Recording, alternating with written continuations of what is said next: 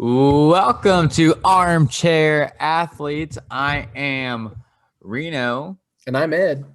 and today we're going to be talking about our NBA preview. It is a ranking, my rankings, where we went from worst to the best. And right now we're at number 13. We're in the playoffs, Ed. These are playoff teams, fun teams. This one in particularly is extra fun.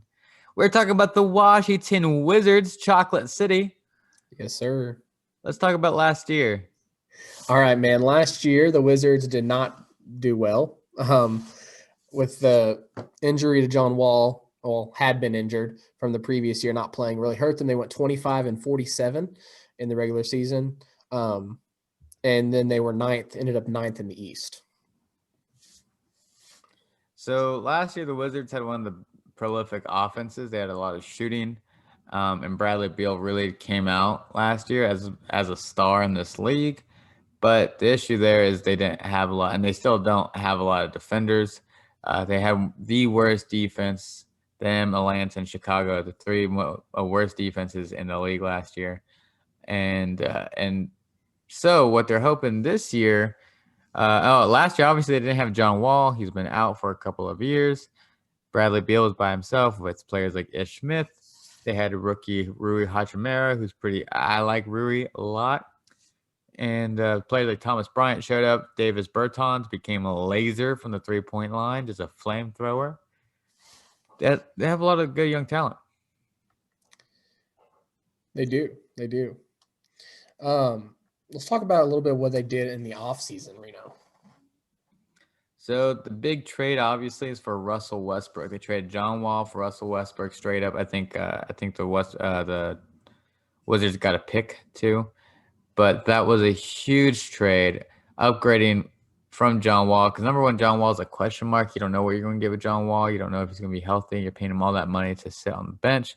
But with Washington, with Westbrook, with all his flaws, he's basically an Iron Man throughout his career.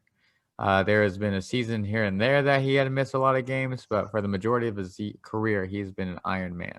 And even those games he missed were on freak injuries. Yeah, freak injuries. So he's not like an injury-riddled guy.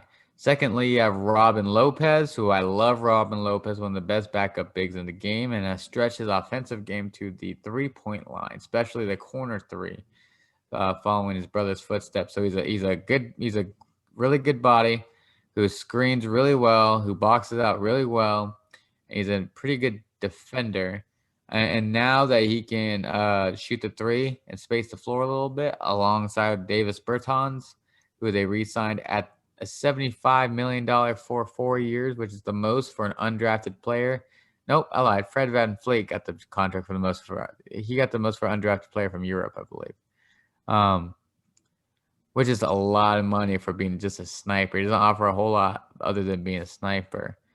So they got bigs who can shoot. Thomas Bryant, him, and Lopez. Which you really kind of need that with Russell Westbrook as your point guard. Yes, for sure. And then next you have on subtractions, like I said, we lost John Wall, but that's kind of all they lost. It's basically the same team, but with Westbrook and Lopez and their new draft picks. Yep. They also brought in Raul Neto.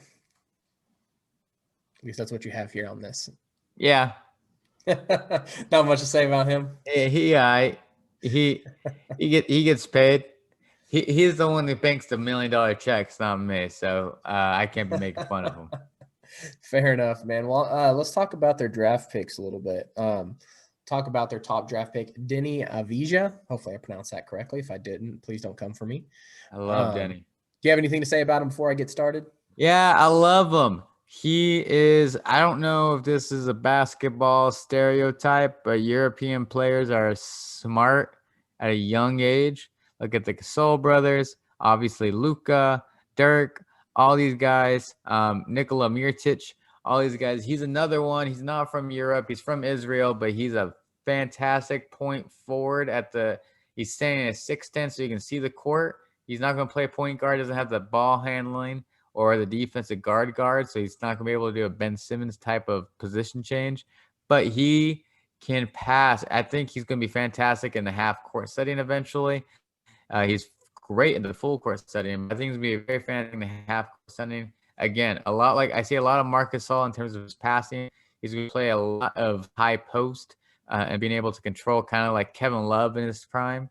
A lot of high post, able to control the offense. I really like him. He's a solid finisher too. He needs to work on that jump shot. He's a solid finisher. Yeah, so you pretty much went over everything I really needed to talk about. Sorry, I Not just able love the to. kid. He's not able to blow by anybody off the dribble. He doesn't have Yeah. that quick first step. His frame, even though he's 6'9", he's only 210 pounds. He can work on bulking up a lot. And when he works on that, he needs to make sure he doesn't lose his flexibility and mobility because that's his big part of his game. Like pretty much like you said, he's a pretty flawless player when it comes to everything. He can play from the 2 to 4 if you need him. I see him playing a lot 4 for in the NBA. We'll see when it comes to this team and how they choose to use him. And yeah, pretty much everything else you said. Very high IQ. He can pass. He can dribble. Not anything crazy, but he's a really good playmaker. So, yeah, that's pretty much all I had to say about him. He's going to be one of those players that is good at everything, but not great at one thing. I think the only thing he has potential to be great at is his passing. I think if he was drafted, let's say he's a couple years older, he would be perfect for players like Westbrook and Beal because you can have him kind of run the offense Jokic style and have these guys cut or run to the three-point line, get them easy shots. I think in a few years they have a really good young nucleus with Denny, with Rui, with Thomas Bryant. Bradley Beal's only 26, so they have a really good squad over there. Excuse me. Yeah, so let's move on to the rotation. So starting, they got Russell Westbrook and Bradley Beal, potentially the best backcourt in the league right now. Troy Brown Jr., who's also another young stud. He could play defense. He could shoot. He's not a great defender, but he can work on it. He's physically gifted to where he can be. But he's a solid shooter, solid finisher. David Bertans, we talked about him. Thomas Bryant, who's a 6'10 big who can shoot and who's super athletic. He has to put on some weight to be a true defensive stopper at the center position. And him being so light, he's not light on his feet when it comes to defending in space. So defensively, he's more, if he can get better at the defensive side, he's a starting center for a long time. The trick is, will he get better? I like Robin Lopez teaching him, though. I think that's a fantastic signing. Rui Hachimura. I really loved Rui Hachimura. Sorry. I really loved Rui. He's fantastic. He can score. He's a mid-range guy. He has everywhere. He's like a 6'10 DeMar DeRozan. I really like him. Denny Advishi, we already talked to Advij. I just call him Denny. Jerome Robinson, just athletic guard. Doesn't give you much, just a nice athletic guard. Young, he's still young. I think he's only like 22. Ish Smith is one of the best backup point guards in the league. I really like Ish Smith. Ish Smith, if the Wizards don't go the way I think they're going, Ish Smith becomes a very, very popular player among other teams, like the Brooklyn Nets, maybe. They lost Spencer Dinwiddie. So. All right. Yeah. So what are your vibes with this team? My vibes, this team's going to be very fun. I think this team's going to be a lot more competitive. This team's going to win a lot more games than they did last year and make it to the playoffs. And not just the playoffs. I think whoever plays them first is going to have a headache playing against them depending on the matchup. I think unless you're a team like the Heat, like Brooklyn's going to have an issue guarding this team. And so I think not Milwaukee. I think Milwaukee and the Heat are the only two teams that won't have issues. But Brooklyn, Toronto, Indiana, any other teams that's going to be in the upper echelon, and depending on where this team lands, this team's going to be a very solid team. I don't see them making any trades. That's just not what the Wizards do. I think they ride with their guys. Earlier, you made the comment that they have a lot of good shooting bigs, which works great for Russell Westbrook, which is true. The first couple games, Westbrook tend to throw up way too many three-point shots than he had to when he just needs to drive to the hole. And another thing I didn't see Westbrook do a lot last season that he has done when he was with the Thunder, and he did so well, was a lot of post-ups. Russell Westbrook is potentially the strongest guard in the league right now, who is a great finisher. So he needs to be thrown into the post a lot more, especially when they have all that shooting. If Robin Lopez is a better shooter than Thomas Bryant, so throw Robin at the corner and have all these guys up and get Westbrook a lot, like 3-4 post ups a game. If he doesn't score, he can at least get fouled. Yeah. Best case scenario and one situation. I really like that. Bradley Beal and him is going to be a wonderful mix. Yeah. And I expect Bradley Beal to have another breakout year just like he did last year. Maybe not score as many points as he did, but I think he's going to be the man, especially next to Westbrook. So I think Westbrook, though he has flaws, one thing he is good about is he passes people open. He gets people the ball. He's a good passer, underrated passer, I think. I disagree. You don't think he's a good passer? I don't think he's an underrated passer. I think Okay. I was about to say. I think he's an average passer for a point guard. Well, I mean, yeah, but he doesn't play like a point guard. That's my point. That's why he's not. I don't think he's that great of a passer. I think he's a decent average passer. Yeah, fair enough. I mean, I think he's going to get a ton of assists because, like we talked about before, I mean, I could see him averaging another 8 assists this year just because of if he chooses to pass the ball and get away from this, let me just chuck up a bunch of threes, because apparently the last 2 years he thought that was his game, which obviously it never has been and it never will be. As you age, man, as you age, every player thinks they can shoot as they age. Yeah. So let's go ahead and get on to the 24-second.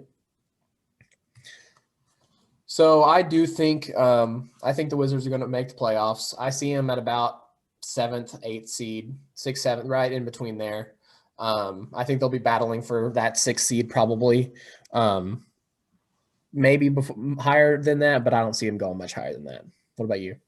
6th, 7th seed, maybe 8th seed. I don't see them stooping that low, but definitely 6th, 7th seed.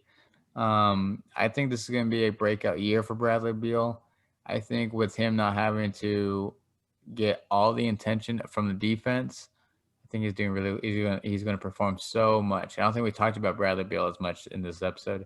I think he's doing great things this year. Yeah. All right, guys. Reno, you got anything else to say? You want to finalize about the Wizards? Yeah, man.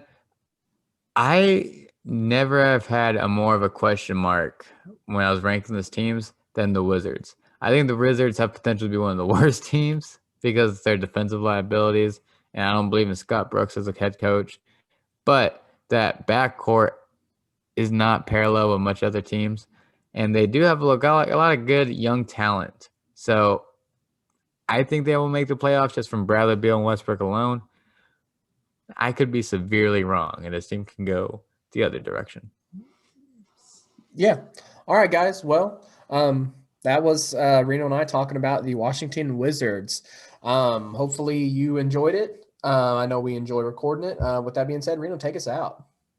All right. Thank you guys for watching the Armchair Athletes. I'm Reno. I'm Ed. And we'll see you guys next time. Next episode, we'll be talking to the team that lost in the finals. Oh, yeah. Peace. Poor guys.